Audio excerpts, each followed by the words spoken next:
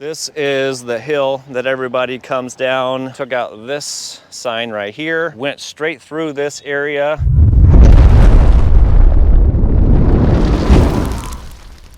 What's going on, everybody? I'm Average Joe and welcome to another Average video. I'm just going to tell you real quick that this video is not going to be about batteries or solar or anything like that, but I can at least show you, a little bit before we go outside. Today's video, it's more or less of something to watch. It's not going to be really anything educational as far as I know. But basically what we're going to be doing in this video is some fence repair or fence mending, because so last summer we had some really bad storms, and the biggest tree in my backyard basically like split two of its really big limbs off. They were basically trees that fell off the tree. I snapped the power pole in half and, took out some of my small trees and took out my fence in two different areas. And then in December, we had a little ice storm. All the streets here in Omaha were like skating rinks. And of course, everybody still thought it was a great idea to go out and drive. Anyway, behind my house, there's a hill. And at the bottom of the hill, there's a stop sign because it T's, all right? At that T is my backyard.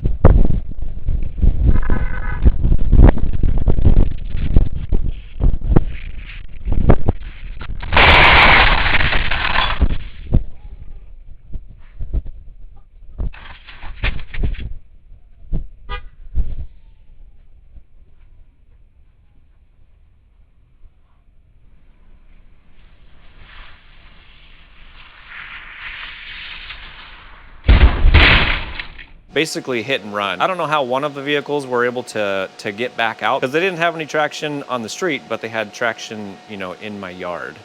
Anyway, I had two vehicles crash into my backyard, tear up the fence, killed a couple trees, stuff like that, and then they took off. And that's what we're going to fix today. Yesterday I went on Facebook Marketplace and searched chain link fence, because I don't want to go out and buy a brand new fence, because this is going to keep happening over and over. It typically happens every single year, and most of them do run. Anyway, I found some fencing for pretty cheap. I went over there. It looked a little short in height, and I was telling the guy, I'm like, yeah, I don't think this is going to work. And then he offered it to me for like half price, so 20 bucks for 50 feet of 42-inch tall chain link fence. I figured if I couldn't find anything else, then this is gonna have to work. And then today I also looked on Facebook Marketplace for some more chain link fencing, and there was another guy selling another section. I think he put on there 40 to 50 feet for 30 bucks. This stuff is brand new, so I said, yeah, I'll take it. Went out there and grabbed it, and it's in the back of my truck. We're gonna unload that, and we're gonna fix the fence as best as we can. It's not gonna be perfect or anything like that, again, because this is going to keep happening, and I'm not going to replace I'm not going to put up a brand new fence and do it every single time. I'm just going to replace the pieces that I can. That's what we're going to be doing today. If you're curious about solar power and all that kind of stuff, right now we are charging basically 80 kilowatt hour worth of battery between the Ethos right here. We have some Husky 2s right down there, a Global Power right there. We've got the Orient Power Server Rack batteries right there, and then the latest ones are the eco-worthy server rack batteries right here. Combined all of those together, it's roughly 80 kilowatt hour, and my main inverter, of course, is the 12,000 watt Lux Power hybrid inverter.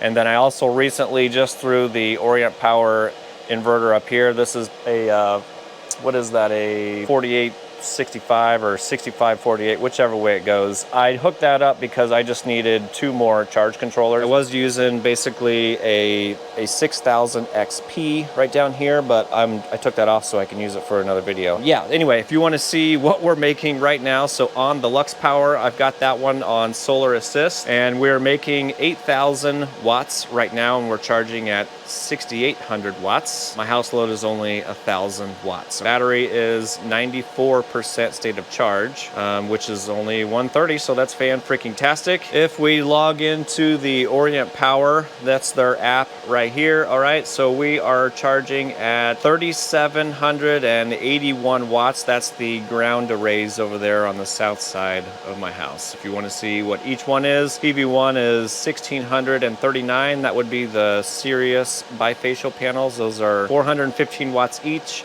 plus any sort of bifacial gain you can get. And then PV2 is going to be the 8 Mission solar panels that Anchor sent. We're doing 2142 watts right there. All right, so we should be full charge like really anytime. Let's go outside and I'll show you what we got. All right, so yesterday, this is the roll of chain link fence that I got from one guy. He was asking 40. I said, would you take 30? This is over the messaging. And then when I got there, I found out it's a little too short. And he's like, if you want it, you can have it for 20 bucks. And I was like, sure, I'll take it. Because you never know if you're gonna need it. And again, if I don't need it, I can just resell it again. And then just a little bit ago, I found another guy, again, another super cool guy. And this stuff is basically brand new. I think he said it was around 40 or 50 feet. I paid 30 bucks for this, and this one is the correct height for 48 inches, okay? And then if you want to see what we're gonna be fixing, I'll show you that. So this big tree right here is the one that came down in the storm. It is a really, really big tree, and we had 2 big ass branches come down. One of those was right through here in this area. Okay, you can still see it. So I don't know if we'll fix that quite yet. If we have enough, we will. Anyway, there's a big ass branch right there. And then up higher, there was another branch. That one went over and took out that utility pole. We were out of power for like 26 hours or something like that.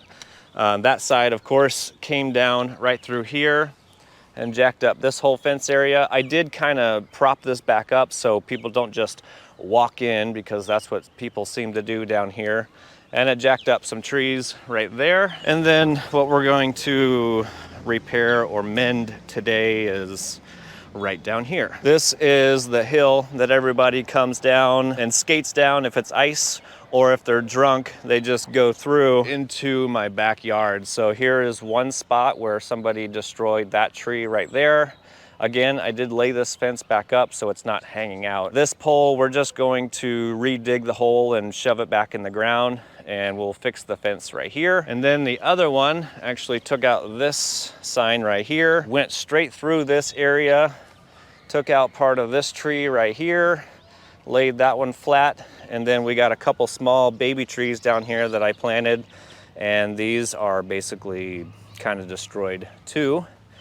And again, this whole fence area was completely destroyed. And those were hit and runs. So that's what we're gonna be doing today. If you're not aware, you can kind of fix these fairly easy. Basically, you just bend the top piece out. Same thing for the bottom down there. And then you just basically twist it out. And that's all we're gonna do is take out sections and replace the sections. And of course, re-dig a hole so we can shove that back in the ground. Again, this isn't like a permanent fix or anything like that, because it's just gonna keep happening.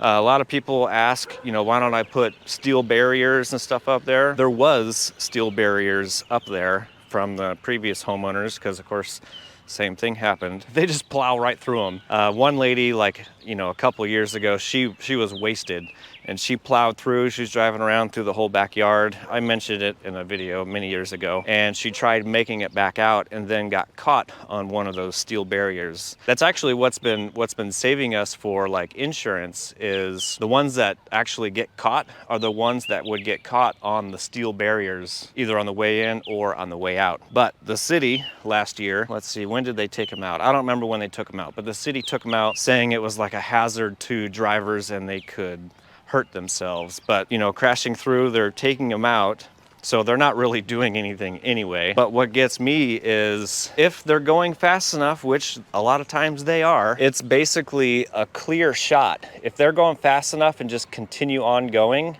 I mean, my house is right here. My bedrooms and stuff are on this back wall. I mean, I don't know which one's more dangerous. Somebody getting stopped right over there with airbags in their vehicles, or having them crash all the way in and possibly hitting me inside my house. I don't know. I guess time will tell. All right, so this is what we're gonna be doing, is mending the fence. Let's see if we can get lined up to that.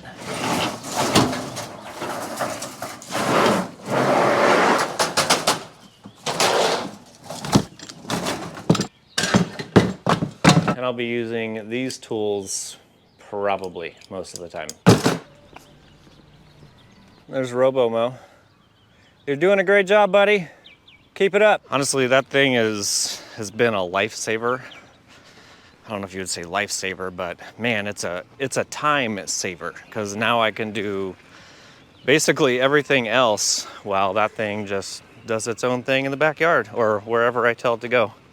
It's great. Alrighty, I guess we will start with this side since it's the worst. All right, so I think I'm just gonna basically remove this section all the way up until maybe right about here, halfway through this one, because that's kind of warped and stuff. There's an okay piece in there. Maybe I'll save a little bit of that, but obviously this right here.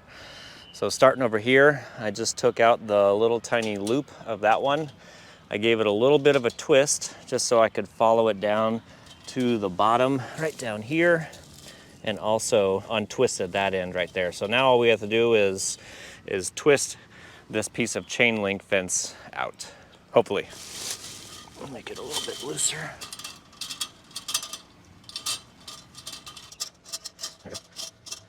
And putting it together is basically the same, but in reverse. All right, so this piece is kind of bent, so we may not use that.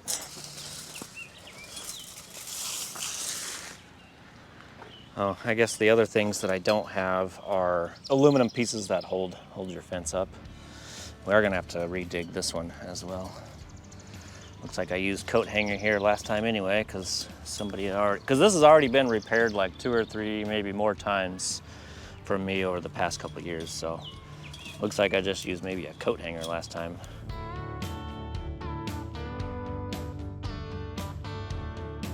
Alrighty, got that one dug out and just dropped it in the pole. I haven't put dirt in it or anything yet. I just wanted to do a quick little look-see. Now, of course, it doesn't have to be perfect or anything like that, because it's just gonna get knocked down again, but I like that spot where it's at. The next pole right here is facing in a little bit, probably from that last run in. So I'll see if I can hang on a little bit and bend it back. If not, I guess I'm not too worried about it. We'll go ahead and fill that one in. I'm just gonna pack it down with my boot. And I'll probably just wait for it to rain so all this dirt will settle in. I'm not gonna get it all wet and do all that, because it's pretty sturdy for just throwing it in the ground and stepping on the dirt. All right, next is gonna be reattaching that top rail. And again, I don't have all the aluminum strapping or whatever it's called, you know, these little guys. I'll have to find some other, see if I have any more coat hangers or anything like that. And then after that, we will put the new fence up. I did end up coming back a little bit further than I had intended, because there was like a spot right through here that was pretty stretched. So I do have to use quite a bit of section right here, but I guess it is what it is. All right, got those 2 top rails installed. That one is bent, of course. I tried bending it a little bit straighter. That's about as good as I can get, so that's where we're gonna stay. And I remembered why I replaced most of these rails is because they're so small. I can't fit on the rail clamps, so I'll have to just kind of use some wire to hold all that in place. Oh, like that. Next thing we'll do is roll out the fence right over here so we know how much to get, and then we'll unravel one piece for the length that we need, and then fold it up, and then ravel it back into place. And that should be this section complete, minus, you know, the little wire ties that go across the railing and stuff like that, which I'll have to go find a coat hanger or some other kind of wiring that I have in the house. I don't know. I don't think there's 40 feet here at all, actually. That's probably, geez, that's not very long at all. It was 30 bucks for that. That's what I paid. I guess I could have measured it when I was there, but that's too much of a hassle. I'm gonna measure it real quick. All right, tape measure starts there.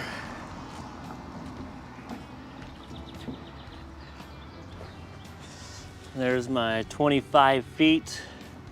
There's the end. So it's probably 30 feet. Okay, I guess that's what we're working with. We're gonna use the new piece here.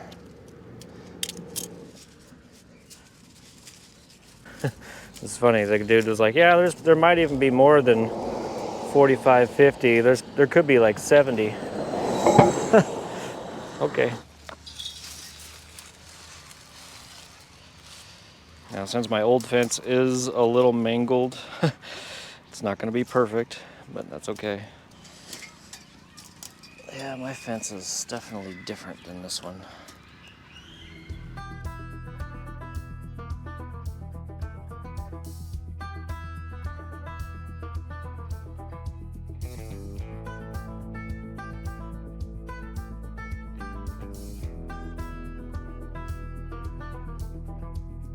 Alrighty, it is actually the very next day. I didn't get very good footage yesterday because there's a company down here doing they're installing the fiber lines for internet, etc., and all that kind of stuff. You can see one of the holes they dug right over there. They went under the street and then into this spot right here, which is basically right here where I was working, and you know, it's loud and there's all sorts of people around doing stuff, and that doesn't make for very good video. So I didn't get, you know, the best footage for a good portion of this, and then the little spot down here that I did fix, but it is somewhat repaired. Now, I was saying in the video, basically you could grab one of these guys right here and twist it out, and then you can kind of twist it into your new piece of fence. Normally you can do that. However, if you have a mangled fence and you're trying to get, you know, a new piece of fence, it doesn't really work. And I struggled at it for quite a bit of time. I couldn't get it. It just, nothing would line up correctly. So I ended up doing just kind of like a hodgepodge repair. As my dad would say, is you can't tell from a galloping horse. From far away, it looks, you know, it looks fine. It looks like a normal fence. But of course, if you get up here, all I ended up doing was making some rings and then basically clamping them together every couple of rings.